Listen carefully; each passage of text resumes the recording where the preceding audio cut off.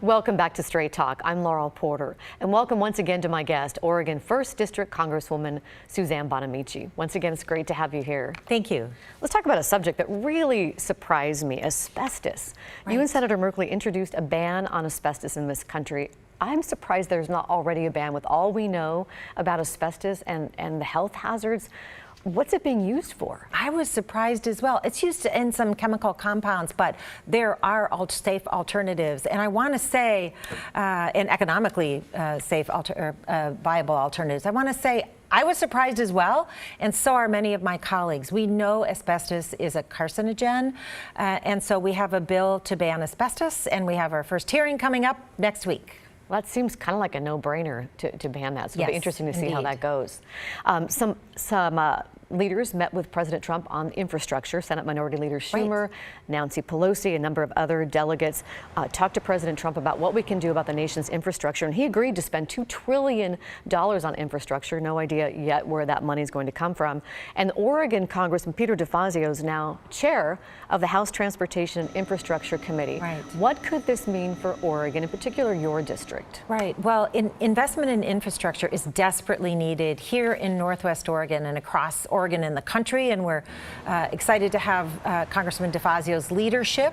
And I was impressed to hear the president make a commitment to a $2 trillion infrastructure plan. The second part of the conversation is where that money comes from. But again, this is a good investment in not only our roads and our bridges, but also transit, public buildings, electric grids. And we want to make sure that we're building that infrastructure to be resilient and sustainable. So it's a lot of great jobs along the way and good for our communities and our economy. A lot of Oregonians know traffic is terrible in some areas, and some Indeed. of your constituents may wonder about Highway 217, whether you'd support expanding that road to ease congestion. Oh, there have been many conversations about that, and I know there have been efforts to do that as well as many other infrastructure projects here in Oregon. So that's a maybe we'll see on 217. 217 is, we've been working on that for a long time. The problem is there's not a lot of place to expand, but we have to do something about the traffic, not only on 217, but around Oregon.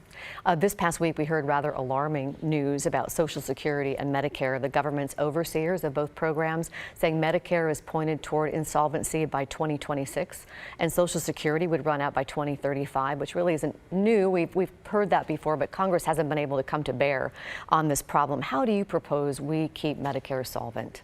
Medicare and Social Security are earned benefits, and they are part of a commitment that we make to people in our country that you can age with dignity. I have a 90-year-old mother who has Social Security and Medicare. And I think about how much it means to people who are aging out and living longer lives, and how important it is to have those benefits. So we can preserve Social Security and Medicare. There are many ways we can do that. There are proposals on the table right now. I'm supporting one, the Social Security Act, to make sure that we strengthen it. We can raise the cap, lift the cap. There's lots of things that we can do to make sure that Social Security is there, the earned benefit that people need and deserve. And the same thing with Medicare. We can find smarter, better ways to do things and deliver health care to people. And for the money that we're spending in health care, we can get better results. Senator Merkley and Senator Sanders are proposing Medicare for all. Do you support that? Yes.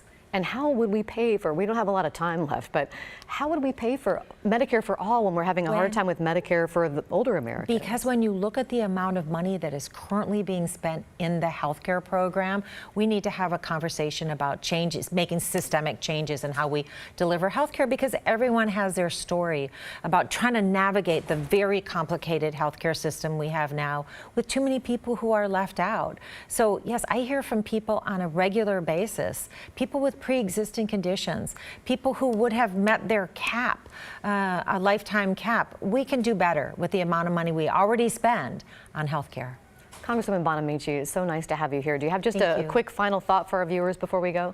Well, I want to say that I encourage people to stay in touch with my office. I just finished my town hall meetings, but I look forward to another series in the fall. And I also want to just say that I'm very proud of the work that we did in Congress passing For the People Act, which is implementing across the country a lot of great voting rights measures we have here in Oregon, like vote by mail, having a paper ballot, and automatic registration. Thank you so much for being here. My We're pleasure. going to have a town hall on classrooms in crisis that I was talking about earlier on Wednesday at 7 o'clock. We hope you'll watch that, and then it will air again here in our Straight Talk time slot. So we'll see you in 2 weeks for Straight Talk.